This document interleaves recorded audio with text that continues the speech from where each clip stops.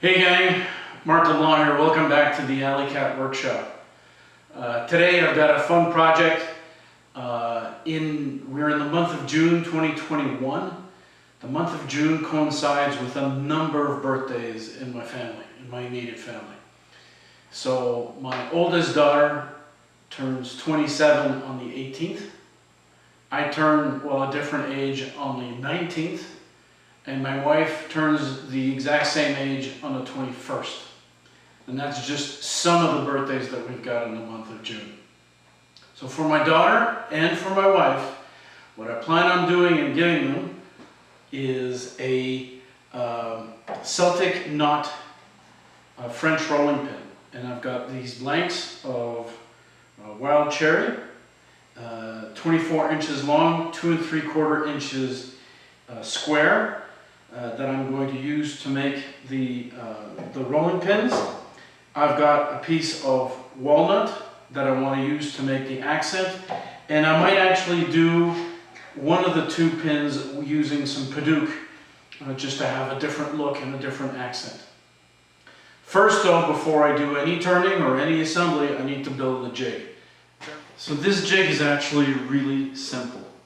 So let's go through the process of creating a Celtic knot in a French rolling pin. So this is eventually going to be turned into a French rolling pin. The center is going to be round, and then both sides are going to be rounded but tapered towards a smaller diameter. In the middle, I'm going to make cuts, and I will be inserting pieces of walnut or Padook, as I mentioned before, at a 45-degree angle.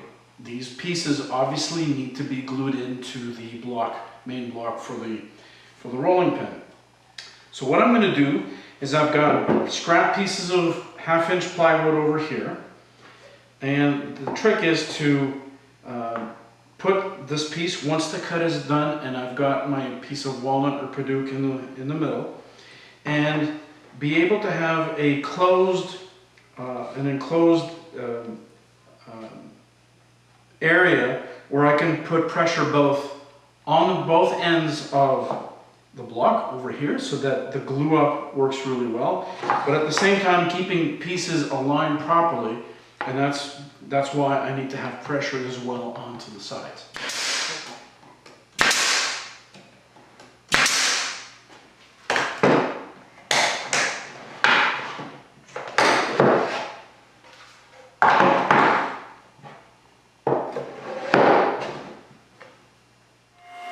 Next step is to gather 1/4 inch thick strips of walnut for the accents. I need 4 of these strips, and I'll cut those on a table saw. Alright, I'm going to try to make my diagonals as close as possible to the center line. So what I did is I found the middle of my board, so it's exactly, this is a 24-inch long piece of stock, so this is at the 12-inch mark. I also found the middle of that line right there, and I placed my piece of wood right here on the miter box, and just move down this blade just to see where it would go. And it's actually really close to that middle point. It doesn't have to be perfect, but it's good enough.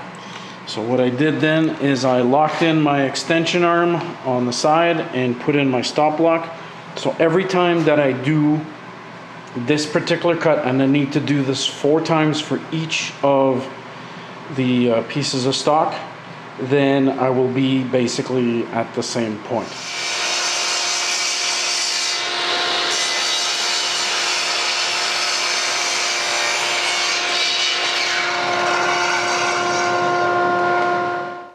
Alright, I'm almost ready to do my very first glue up. I've got my jig. I've got a couple of clamps, and I've got more on the wall that I'm going to get later. I've got my piece of stock that's been cut at a 45-degree angle, and I've got my first inserted piece of walnut. Now, this is going to go like this between the 2 pieces of stock.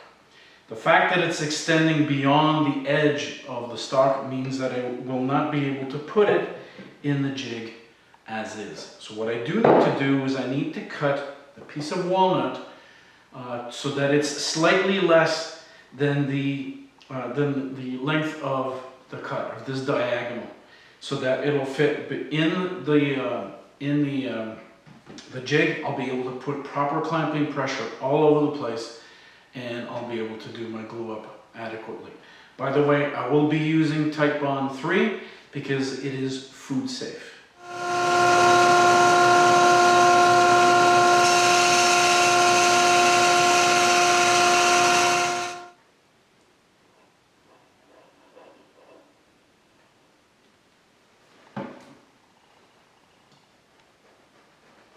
And I want lots of glue on all the surfaces because this needs to hold,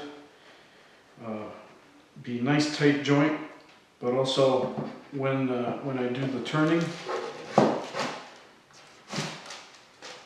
this needs to hold. Whoops.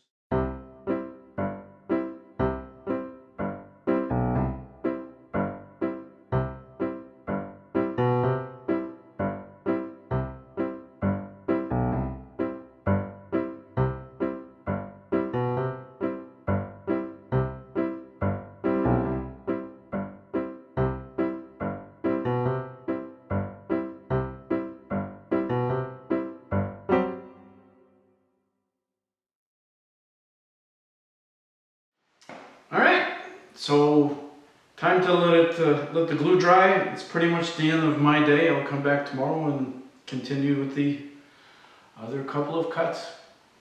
You just got to be patient with this. Every cut requires this glue up to firm up, which could take an hour or so.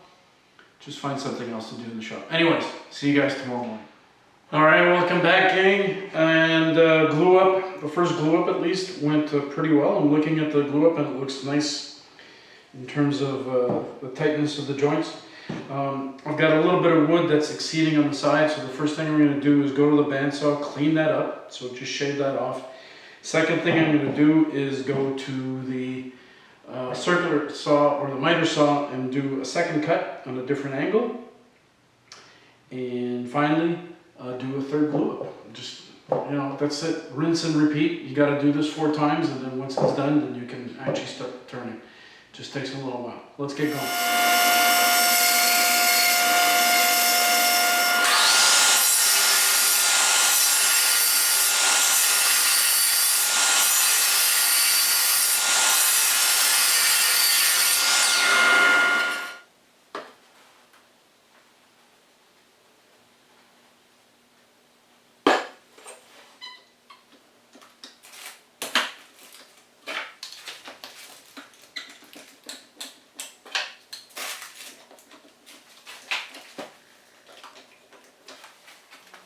Once I had performed a cut and glued a walnut insert on all 4 faces of the blank, it was finally time to do some turning. A couple of points here. This is very simple spindle turning, so you're trying to turn a cylinder with a taper on both ends. The process of cutting and gluing up this blank introduces some imperfections in the blank.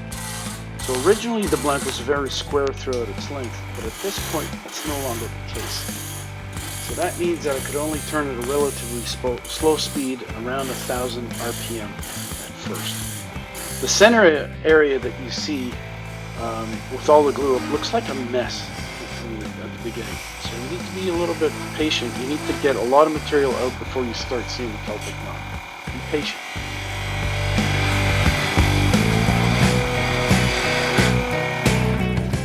I also used a caliper and my truncating tool to set my desired cylinder size and transfer that across other points.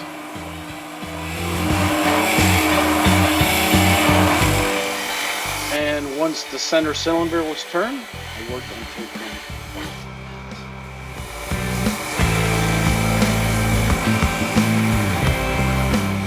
ends. At this point, the overall shape of the rolling pin is completed.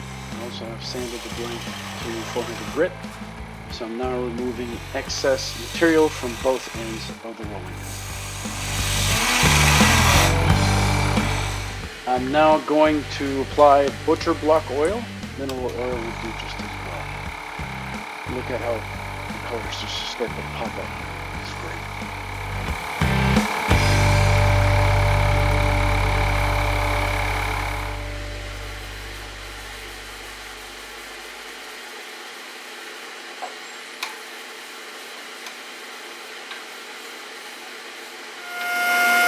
And finally, I'm using my bandsaw to cut off the excess on both